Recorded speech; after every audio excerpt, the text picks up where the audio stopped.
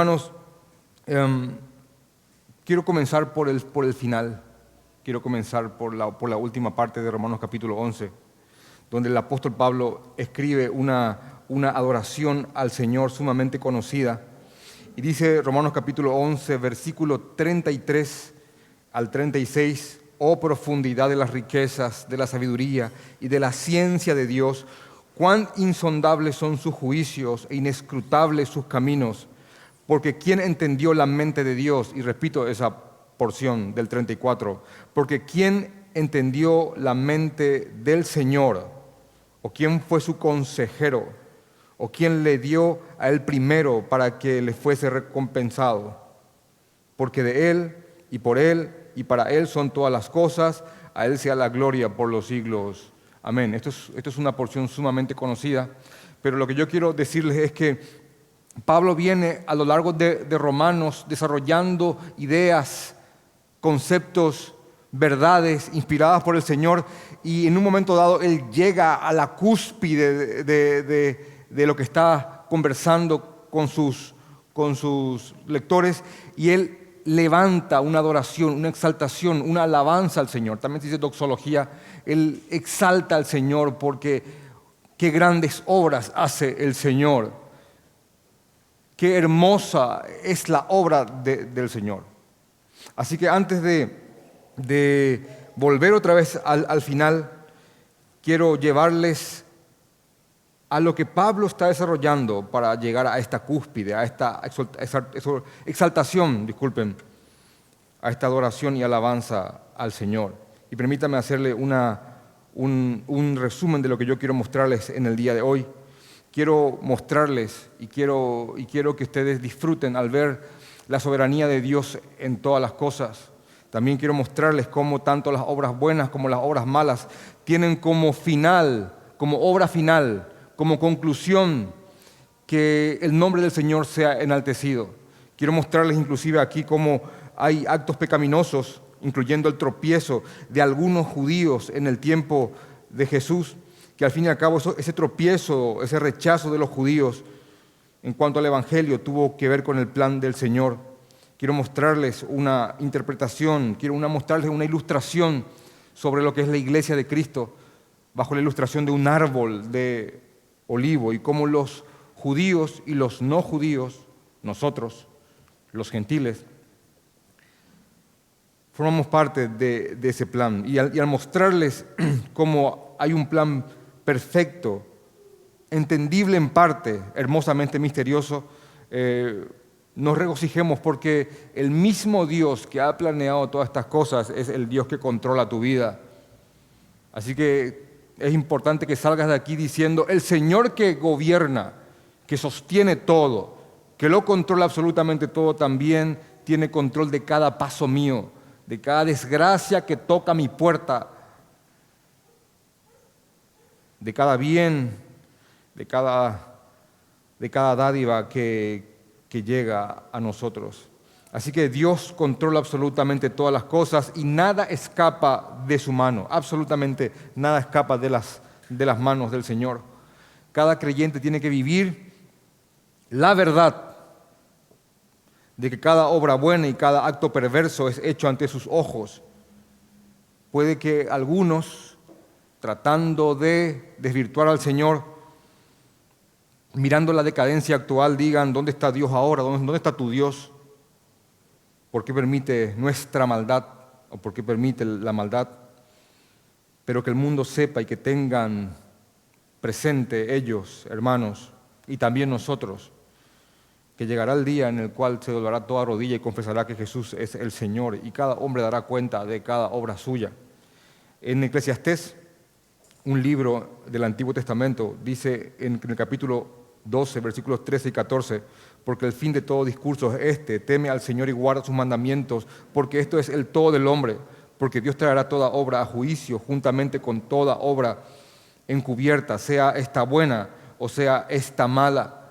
Así que es importante que al mirar la palabra del Señor, al mirar las obras de Dios, cada creyente tenga la cosmovisión, una manera de ver el todo, entiéndase, tenga la cosmovisión y una forma de ver la vida que al final de esta historia el Creador será plenamente glorificado.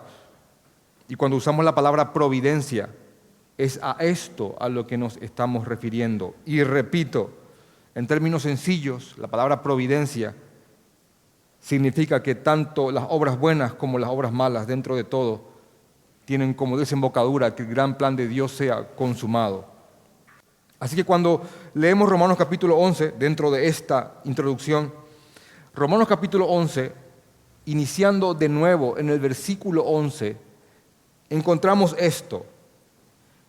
Digo pues, dice el apóstol, ¿han tropezado los israelitas para que cayesen? Hay otras versiones que son más sencillas y dicen, ¿han tropezado los israelitas para no volverse a levantar? Dicen otras versiones, porque Pablo quiere decir, el tropiezo de Israel. Y uno dice, ¿a qué se refiere con el tropiezo de Israel? Israel tropezó con Cristo. Israel tropezó con Jesús. ¿Por qué? Porque Israel estaba buscando justicia propia. Israel, los israelitas, en los tiempos de Jesús, una gran parte de ellos había perdido el uso correcto y la visión correcta de lo que la ley de Dios significaba. La ley de Dios fue dada al hombre para que la ley muestre al hombre su perversidad y su necesidad de salvación al estar sujeto a desobediencia. Entiéndase, esto muestra no qué tan bueno podemos ser, sino lo malo que somos. Y esto tiene como propósito guiarnos a Cristo. Esto muestra que estamos perdidos porque no podemos cumplir perfectamente la ley del Señor.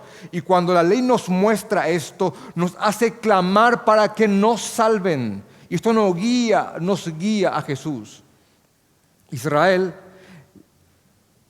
gran parte de los judíos en los tiempos de Jesús habían perdido ese norte, esa dirección, y creyeron que la ley les fue dada para que ellos, al cumplirla, sean aceptados por Dios por sus obras. Así que viene Cristo diciendo, no, la ley lo que hace es te dirige a mí, porque yo puedo cumplir la ley. Yo puedo vivir esa vida que te es incapaz, que te es imposible de vivir.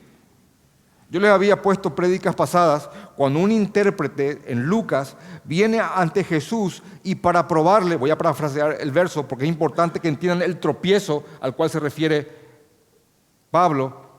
Viene un intérprete junto a Jesús y le dice, ¿qué hay que hacer para heredar la vida eterna? ¿Qué hay que hacer para ser salvo? Jesús le dice, ¿qué dice la ley? Y él dice, amarás al Señor con todo tu corazón, con toda tu alma, con todas tus fuerzas. Perfecto. Y a tu prójimo como a ti mismo. Y Jesús le dice, haz estas cosas y vivirás. Haz estas cosas y vivirás. Ahora, el punto es que nadie puede hacer estas cosas. Nadie. La respuesta de ese intérprete y también del joven rico, cuando el joven rico le pregunta qué tengo que hacer para ser salvo, y Jesús le pregunta si conoce los mandamientos, él dice que sí. Y él dice, yo he hecho todo esto desde mi juventud. La respuesta del joven rico, tanto como del intérprete que preguntaron esto a Jesús, cuando Jesús le dice, haz estas cosas y vivirás por ellas, la respuesta de ellos tuvo que haber sido, yo no puedo hacerlo. Yo sé que la ley dice, haz estas cosas y vivirás, pero yo no puedo hacerlo. Entonces Jesús les hubiese contestado, para eso vine, para vivir aquella vida que no puedes.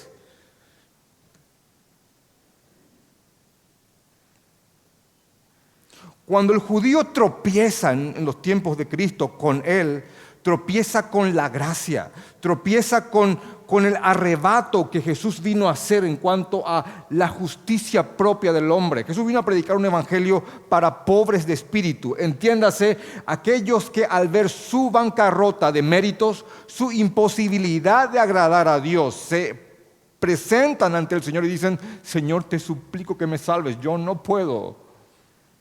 Y la ley nos guía al que sí puede cumplirla, a Cristo, aquel que nos pasa su justicia, sus méritos, pasándole yo mi culpa. Israel tropezó con eso, tropezó. Por eso dice también en Romanos capítulo 9, versículo 30, y todo esto para que el 11:15 tenga sentido, hago un esfuerzo para que esto esté bien introducido, porque contemplo de que hay gente que no ha asistido a la prédica pasada, entonces, por amor a ustedes, dice Romanos capítulo 9, versículo 30, ¿qué pues diremos? Que los gentiles que no iban tras la justicia han alcanzado la justicia, es decir, la justicia que es por fe. Mas Israel, que iba tras una ley de justicia, no la alcanzó. ¿Por qué? Hace la pregunta y responde el apóstol. Porque iban tras ella no por fe, sino como por obras de la ley, pues tropezaron en la piedra de tropiezo. ¿En quién? Como está escrito, dice el versículo 33, he aquí pongo en Sión piedra de tropiezo y roca de caída, y el que cayere en él no será avergonzado. ¿Saben quién es la roca? Cristo. Esa roca que cuando alguien se toma de él en esperanza, nadie te avergonzará. Pero cuando venís con tus méritos propios, esa roca te es de tropiezo. Así que Israel tropezó, la Israel que buscaba su justicia, sus méritos para ser aceptado por Dios por lo que ellos hicieron, tropezaron con la verdad del Señor Jesucristo. Porque al fin y al cabo el fin de la ley es Cristo. Romanos capítulo 10, 4. El fin de la ley es Cristo, para justicia a todo aquel que cree. ¿Por qué? Porque la ley nos guía a Cristo. Porque la ley nos guía a Cristo. Hermanos, bíblicamente hablando, solamente se pueden clasificar dos creencias religiosas. Solamente dos. Yo sé que yo tengo una enciclopedia de religiones y sectas, y aproximadamente, solamente ahí hay 6.000 sectas y 6.000 religiones. Pero bíblicamente hablando, hay solamente dos caminos espirituales o dos creencias religiosas. La creencia que se basa sobre la gracia, que es la creencia bíblica, y la creencia que se basa sobre el mérito, entiéndase, todas las demás religiones. De hecho, que en la Biblia, cuando uno ve la Torre de Babel, la Torre de Babel es una representación del hombre tratando de, con su esfuerzo, llegar al cielo. Entiéndase, todo lo que no tiene que ver con el Señor, sino con el mérito propio. Con esto tropezaron los judíos. ¿Por qué? Porque se habían desviado de su visión en cuanto al plan de Dios para la salvación. Ahora, ¿todos los judíos tropezaron? No todos los judíos tropezaron, que es lo que habíamos estudiado el domingo pasado, ya que el Señor ha reservado para sí, y siempre lo ha hecho y siempre lo hará, ha reservado para sí un remanente. Entiéndase, siempre habrá una porción de judíos que creerán. Y habíamos también hablado el domingo pasado que pone Pablo en comparación con los tiempos de Elías, cuando Elías estaba en una cueva y estaba temeroso, y Elías ora al Señor y dice, Señor, les leo específicamente, Elías dice, Señor, a tus profetas han dado muerte y a tus altares han derribado, y solo yo he quedado y procuran matarme, dice Elías, un judío. Pero ¿qué le dice la divina respuesta? Me he reservado 7,000 hombres que no han doblado la rodilla delante de Baal. Así también, dice Pablo, así también aún en este tiempo ha quedado un remanente escogido por gracia. Así, en este tiempo también entre los judíos, le dice Pablo a los romanos en aquella época, ha quedado una porción del todo, un remanente escogido por gracia. Y ese remanente el Señor siempre lo conservará. Siempre habrá un remanente de Israel que creerá. Siempre, siempre, siempre. Nunca el endurecimiento y el tropiezo de Israel en cuanto al Evangelio será total. Nunca. Así que dice en Romanos capítulo 11, ha tropezado Israel para que cayese, para que quede ahí tropezado, caído definitivamente y por siempre, dice Pablo, en ninguna manera. Porque por su transgresión vino la salvación de los gentiles para provocarles a celo.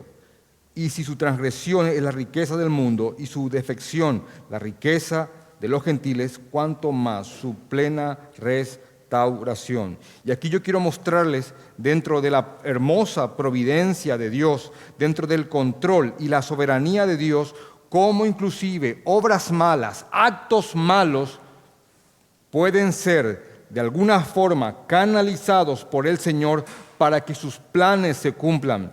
¿Qué habían hecho los judíos? Se habían endurecido, petrificado en contra del Evangelio. ¿Qué había provocado? Según Hechos capítulo 8, se había levantado una gran persecución en Jerusalén en cuanto a los creyentes. Y quiero mostrarles, según Hechos capítulo 8, lo que provocó el endurecimiento de los judíos. Dice en Hechos capítulo 8, y Saulo consentía en su muerte. En aquel día hubo una gran persecución, la muerte de Esteban está más arriba, y en aquel día hubo una gran persecución contra la iglesia que estaba en Jerusalén, y todos fueron esparcidos por las tierras de Judea y de Samaria, salvo los apóstoles. Y hombres piadosos llevaron a enterrar a Esteban e hicieron gran llanto sobre él. Y Saulo asolaba la iglesia, Pablo, asolaba la iglesia, y entrando casa por casa arrastraba a los hombres y a mujeres y los entregaba en la cárcel. Y miren por favor el versículo 4 de Hechos capítulo 8. Pero los que fueron esparcidos iban por todas partes anunciando el evangelio. ¿Qué ocurrió aquí? Israel se petrifica, Israel tropieza con Cristo, se vuelve rebelde y reacia al evangelio. Los judíos levantan una persecución terrible en contra de los cristianos judíos en Jerusalén, y al ir a perseguirlos, se esparcen ellos por todas partes. Así que los judíos, tratando de aplastar el cristianismo, provocaron que éste se esparza. Hechos capítulo 8, versículo 4. Así que Pablo nos escribe esto en cuanto a eso. Pero por su transgresión vino la salvación a los gentiles. Entiéndase, porque los judíos se cerraron. Los judíos, al cerrarse al evangelio, provocaron una evangelización masiva de gentiles. Y esto va a provocarle de nuevo a los judíos a celo. Ahora mira lo que dice inclusive en el versículo 13 el apóstol Pablo: porque a vosotros hablo, gentiles. Nos escribe a nosotros. Hermanos, las iglesias en aquel tiempo estaban compuestas por judíos y gentiles. Mayormente judíos o mayormente gentiles según la zona. Pero las iglesias estaban compuestas en aquel tiempo por judíos y no judíos. Ahora, aquí, a partir del versículo 13 al 24, el apóstol se va a referir específicamente a los cristianos gentiles. ¿Para qué? Para que comprendamos nuestra misión y nuestro rol en el plan del Señor. Y esto no provoque que nos llenemos de arrogancia y que entendamos qué piezas somos en este plan. Así que Pablo dice: porque a vosotros hablo, gentiles, por cuanto yo soy apóstol de los gentiles. Y dice aquí: honro mi ministerio, por si en alguna manera pueda provocar a celos a los de mi sangre y hacer salvo a algunos de ellos. ¿Qué está queriendo decir aquí el apóstol Pablo? Pablo está diciendo de que él quiere mostrarles a sus compatriotas, a sus parientes, por quienes tanto llora y tanto dolor siente al ver su incredulidad, según Romanos capítulo 9, él quiere predicarle a los gentiles para que el judío vea las promesas de Dios cumplidas en los gentiles, y así ellos sean llamados a celo al ver que un pueblo que no es pueblo está gozando de aquellas bendiciones que son para ellos. ¿Entienden eso? Ahora, ¿qué podría llevar a un celo al judío al ver a gentiles convertidos? Primeramente, la irrefutabilidad del mensaje del Evangelio. Y les repito lo que le leí el domingo pasado. La persona de Cristo como una pieza clave para el perdón, el cumplimiento de todas las promesas en aquel que murió en la cruz, lo que estas verdades pueden provocar en el corazón de un regenerado, la comunión entre los hermanos, los frutos que produce el Espíritu Santo, la doblegación de las naciones paganas ante el Dios de la Biblia, la bendición de Abraham para todas las naciones o familias de la tierra y la esperanza que provocan aquellos que creen en Jesucristo. Básicamente, Pablo quería que al ver los judíos, esa masa de gentiles convertida y transformada y adorando al Dios de la Biblia, él quería que los judíos digan, eso es nuestro. Ellos están gozándose de lo que es nuestro y provocarles así a celo y que ellos vengan a Cristo. Y miren esto, el apóstol entendía perfectamente este sentimiento desde los dos puntos. Porque él entendió esto desde el judío celoso que perseguía a la iglesia, Hechos capítulo 8, que sentía celo cuando los gentiles venían al Dios de la Biblia, y también él entiende esto como aquel predicador que predica a los gentiles para provocar a celo a sus compatriotas. Así que Pablo nos dice que la transgresión de ellos, el rechazo de ellos provocó que muchos de nosotros, los gentiles, seamos alcanzados por el Evangelio. Así que Pablo dice, voy a honrar este ministerio para ver si así yo puedo seguir provocando a celo a los de mi sangre, a ver si alguno puede salvarse, alguno puede hacerse salvo.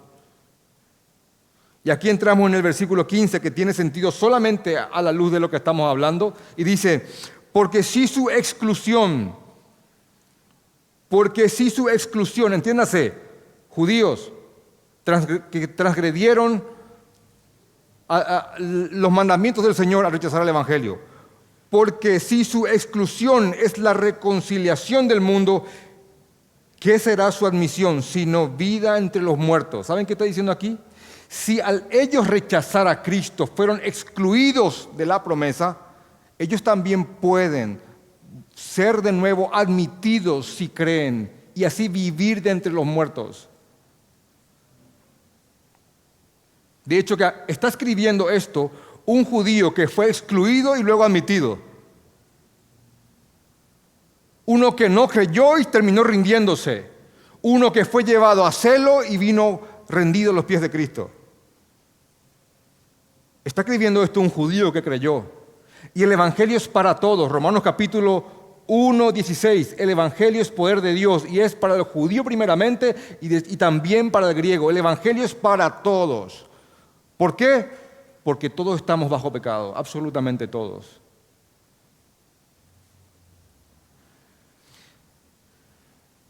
Y luego va a usar Pablo una ilustración acerca utilizando la figura de un ritual judío que está en el libro de Números 15. No hace falta que lo busquen.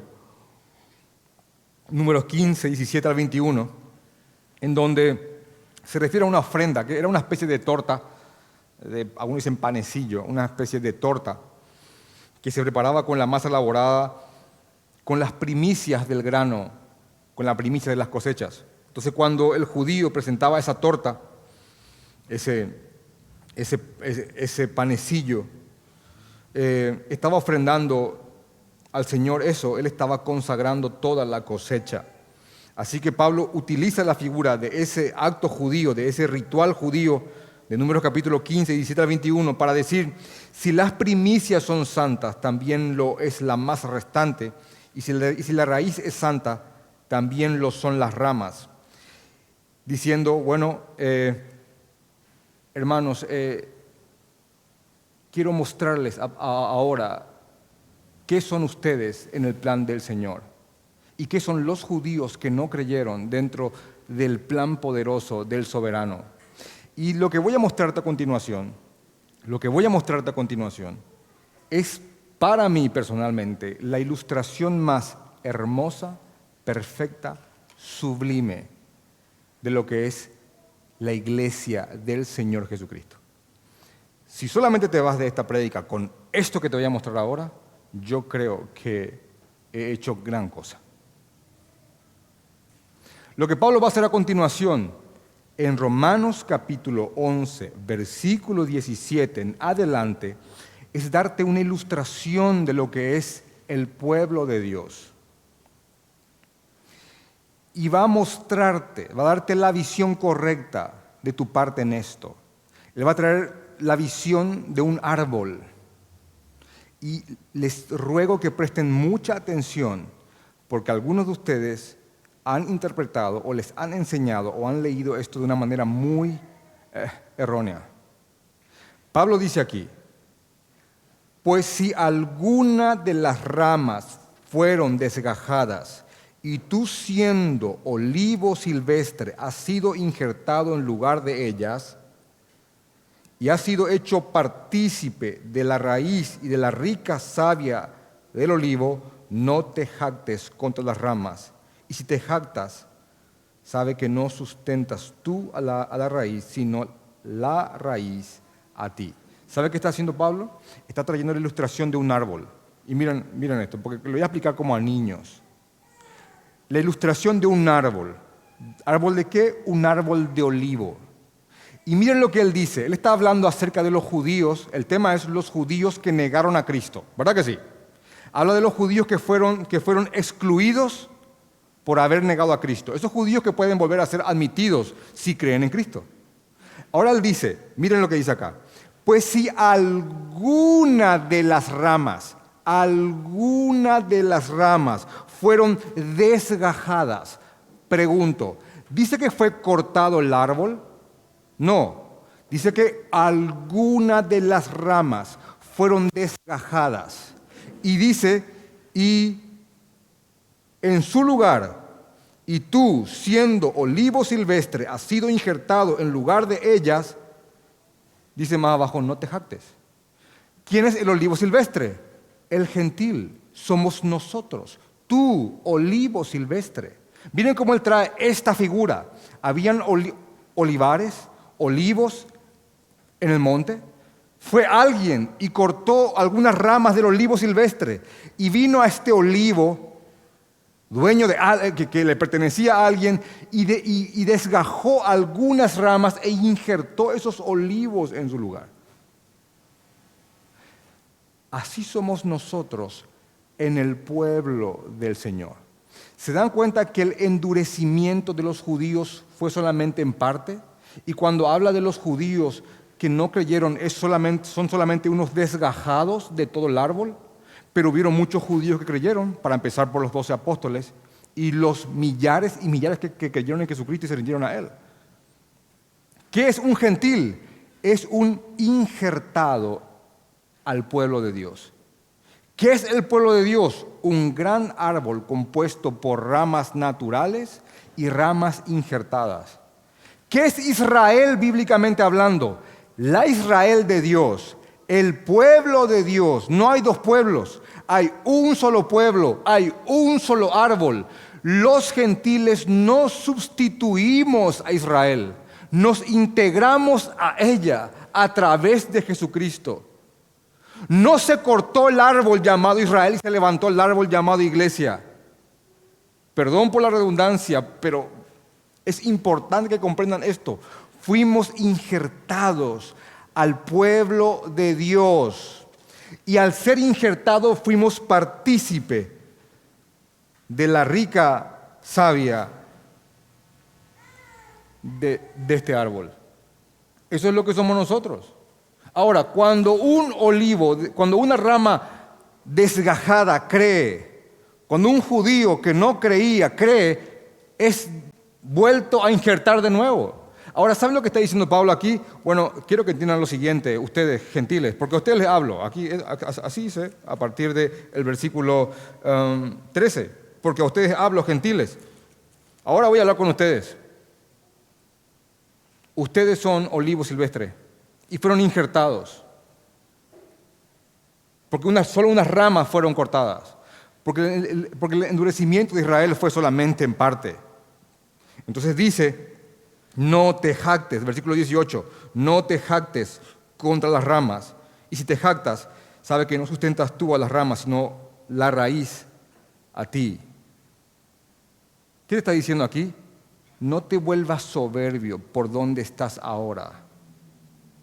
Creyente, no te vuelvas soberbio por donde estás ahora. Y esto no solamente tiene que ver con el hecho de que en aquel tiempo algunos gentiles que creían miraban con desprecio a los judíos que no creían. Pablo le dice, no te vuelvas soberbio, no te jactes.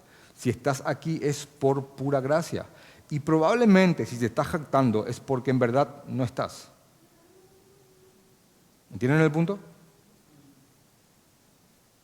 Porque si te estás jactando es probablemente que no entendiste tu lugar.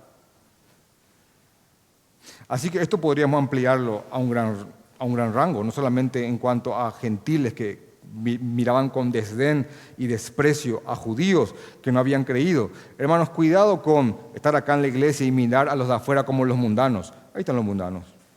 Estos somos nosotros. Estos son los impíos que perezcan, los reprobos. Hermanos, si estamos aquí es por gracia. Si estás aquí creyendo, si te amaneció el Evangelio y viste el rostro de Cristo, es por absolutamente gracia.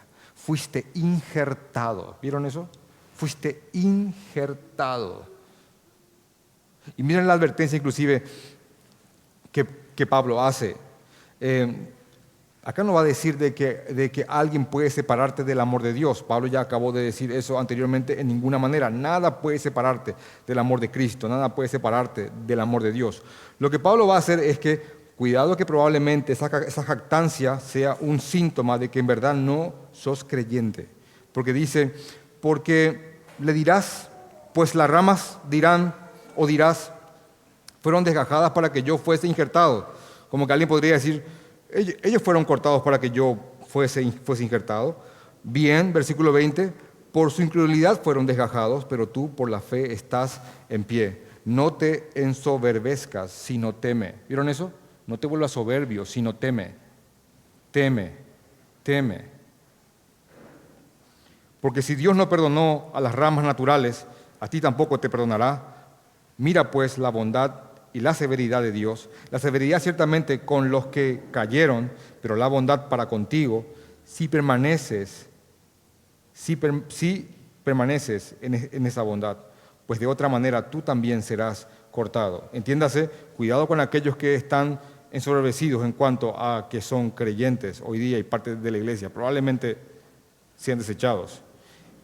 Y aún ellos, y miren esto, y aún ellos, si no permanecieren en incredulidad, serán injertados, pues poderoso es Dios para volverlos a injertar. De nuevo, un árbol, muchas ramas, siendo una ilustración del pueblo de Dios. No creyeron, ramas desgajadas. Gentiles creyeron, ramas injertadas. Cuando uno de esos desgajados cree, es vuelto a injertar. Hay un solo pueblo de Dios, no dos pueblos. Hay un árbol, no dos árboles. No hay una suplantación de la iglesia en cuanto a Israel. La iglesia está compuesta tanto por judíos y gentiles que creyeron, y así Dios de ambos pueblos hizo uno. Hermanos, no es el pueblo de Dios aquellos que simplemente están en el Medio Oriente y que se hacen llamar judíos. Es el pueblo de Dios todo aquel que crea en Jesucristo, sea judío o no.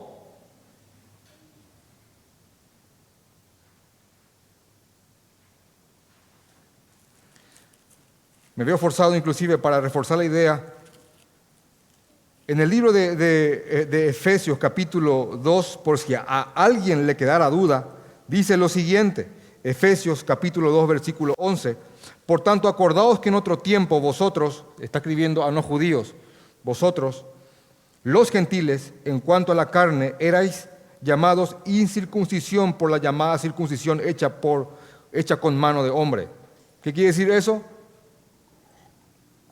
Los circuncidados, judíos llamaban incircuncisos a los que no eran de ellos, como un desprecio. En aquel tiempo estabais sin Cristo, alejados de la ciudadanía de Israel, alejados de la ciudadanía de Israel. ¿Vieron eso? Y ajenos a los pactos de la promesa, sin esperanza y sin Dios en el mundo. Pero ahora en Cristo Jesús, vosotros que en otro tiempo estabais lejos, habéis sido hechos cercanos por la sangre de Cristo. Voy al lenguaje de Romanos. Fueron injertados por la sangre de Cristo, hechos cercanos. estuvimos alejados de la ciudadanía de Israel, ahora somos de la ciudadanía de Israel. Y acá abro paréntesis.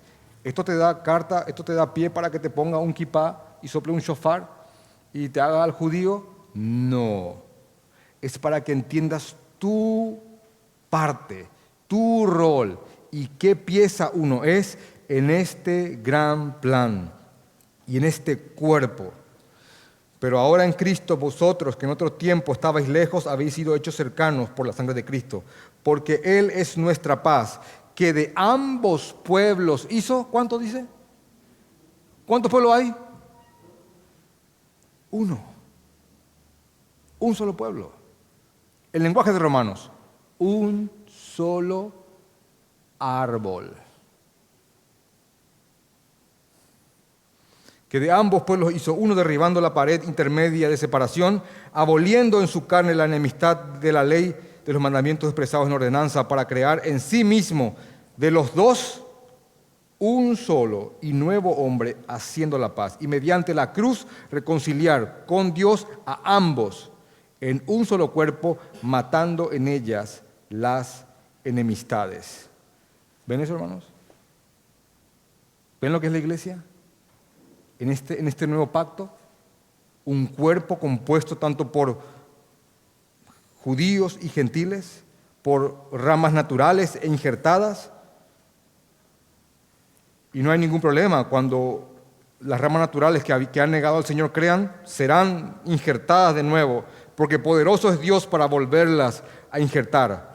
Porque si tú, dice el versículo 24 de Romanos capítulo 11, porque si tú fuiste cortado del que por naturaleza es olivo silvestre, y contra naturaleza fuiste injertado en el buen olivo, cuánto más estos, que son las ramas naturales, serán injertados en su propio olivo. Si nosotros, que venimos de cunas paganas e idólatras, contra naturaleza fuimos injertados a la verdad de Cristo, cuánto más ellos, de quienes son las promesas, de quienes son los patriarcas, del cual vino Cristo, que es Dios sobre todas las cosas. ¿Cuánto más ellos, cuando Dios les ilumine y puedan ver claramente a el Señor Jesucristo? Porque no quiero, hermanos, que ignoréis este misterio, para que no seáis arrogantes en cuanto a vosotros mismos. Misterio es algo que no se daba a conocer, pero en un momento dado se revela. No quiero, hermanos, que ignoren este misterio. ¿Para qué? Para que no sean arrogantes en cuanto a ustedes mismos. Y dice que ha acontecido a Israel endurecimiento en parte. Una porción de Israel se ha endurecido. Una porción de Israel se ha endurecido hasta que haya entrado la plenitud de los gentiles. Este versículo 25 tiene muchas interpretaciones. Algunos piensan que se refiere a que va a haber un periodo en el cual se van a convertir solamente los judíos y a partir de un cierto periodo van a convertirse el pueblo de Israel. Algunos creen que en esta iglesia hoy hay una predominancia gentil, pero en algún momento dado va a haber una predominancia judía. Otros creen que en algún momento dado, antes del final de los tiempos, va a haber una conversión masiva de judíos. Realmente, y hay tantos hombres de Dios que sostienen una y otra postura, pero probablemente significa que va a haber un endurecimiento de Israel hasta que llegue el fin. Y aún así va a haber siempre un remanente que va a ser escogido por gracia. Y dice el versículo 26, y luego todo Israel será salvo. Entiéndase, ¿se van a convertir todos los judíos? Hermanos, ya en Romanos capítulo 2, Pablo nos dice que no es israelita, no es judío solamente aquel que lo es exteriormente, sino que es un verdadero judío, aquel que lo es en su corazón. También podemos entender eso en cuanto a cristianos. No es cristiano aquel que lo es exteriormente, sino que es aquel que lo es en verdad, en su corazón, en su espíritu. Bueno, cuando dice todo Israel será salvo, hay dos posibilidades que yo quiero presentarles aquí y después quiero decirle a la cual yo me vuelco y ustedes juzguen si es que ven o no lo mismo. Algunos dicen todo Israel se refiere a todos los verdaderos judíos, van a salvarse. Pero usando lo que acaba de decir Pablo un poco más arriba, de que el pueblo de Dios El Israel de Dios es como un árbol desgajado e injertado. Yo tiendo a pensar que el Israel de Dios, el todo Israel que será salvo, es ese pueblo, es ese Israel compuesta tanto por judíos como por gentiles injertados.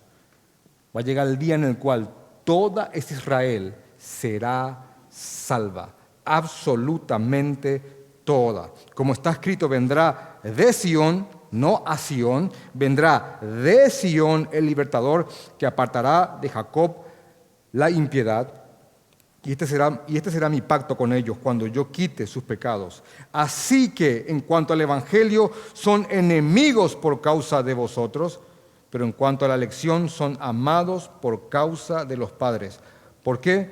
Porque irrevocables son los dones y el llamamiento de Dios. Y miren por favor lo que dice el versículo 30. Pues como vosotros también en otro tiempo erais desobedientes a Dios, pero ahora habéis alcanzado misericordia por la desobediencia de ellos, así también estos ahora han sido desobedientes para que por la misericordia concedida a vosotros ellos también alcancen misericordia. Y vuelve Pablo a exponer la soberanía y la providencia de Dios en cuanto inclusive cada obra buena y cada obra mala siempre tendrá como fin que el plan de Dios sea consumado. Hermanos, el Señor sustenta todas las cosas y nada escapa de su mano, nada escapa de su mano.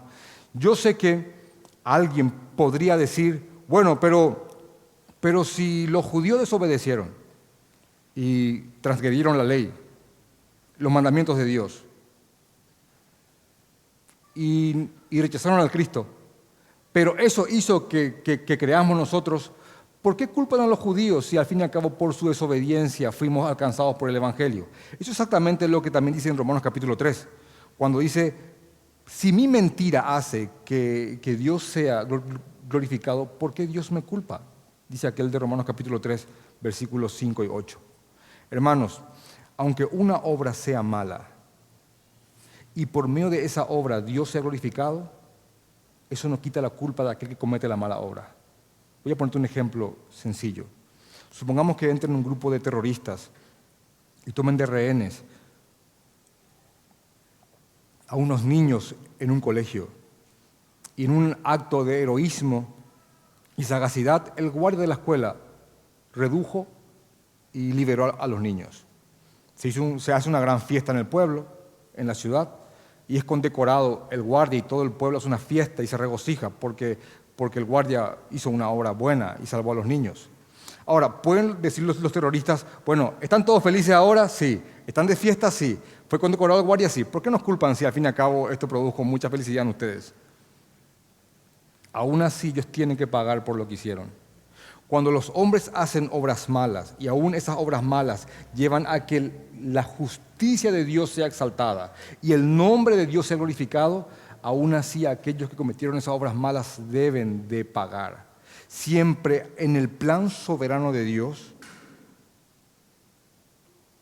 están incluidas tanto las obras malas como las obras buenas de los hombres. Aquí el rechazo de los judíos por Cristo produjo que la evangelización de los gentiles sea masiva. Así que Pablo dice acá, por la transgresión de ellos, por su desobediencia a Dios, hemos sido alcanzados nosotros, los gentiles. Así que porque Dios sujetó a todos en desobediencia para tener misericordia de todos. Entiéndase, Gálatas capítulo 3, versículo 22 al 23. Dios sujetó todo bajo pecado dándonos la ley. No es que Dios hizo que ellos desobedezcan. Dios les dio la ley para que ellos vean en la desobediencia que están y así Dios tener misericordia de todos. Pablo ve los planes del Señor, ve lo que Él está haciendo. Pablo llora por los judíos, por sus compatriotas que no creen. Gime por ellos, ora por ellos. Pero dentro de toda su tristeza, Él ve el gran plan de Dios consumándose paso a paso.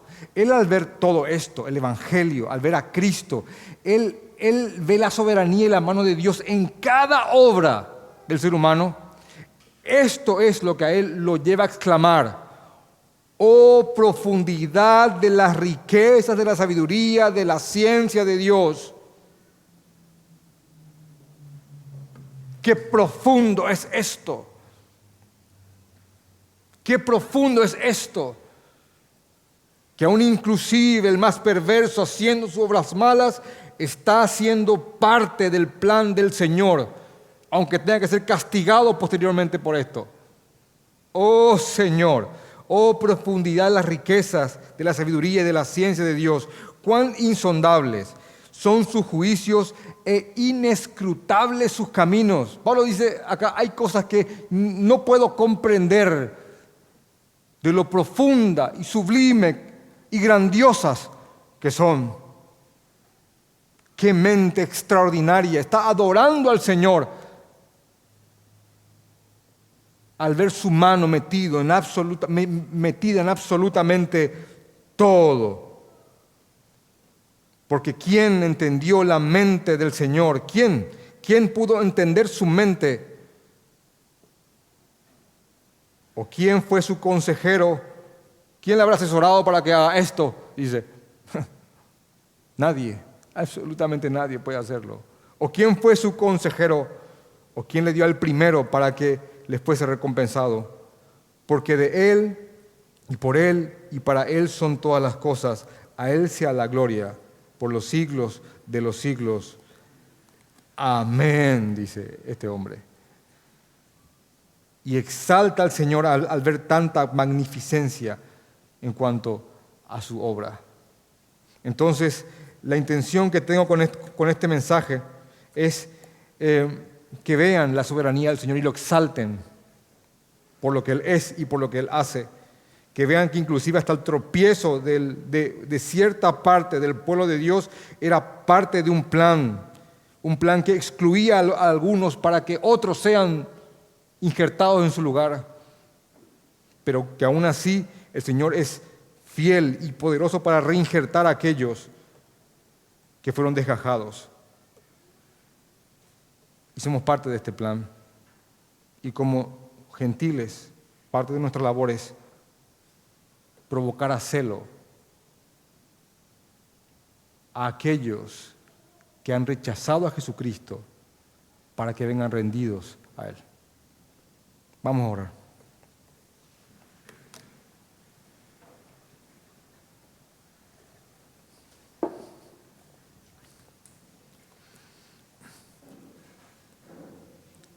Te amamos, Señor. Te amamos, Padre. Gracias porque estamos aquí, Señor. Gracias, Señor.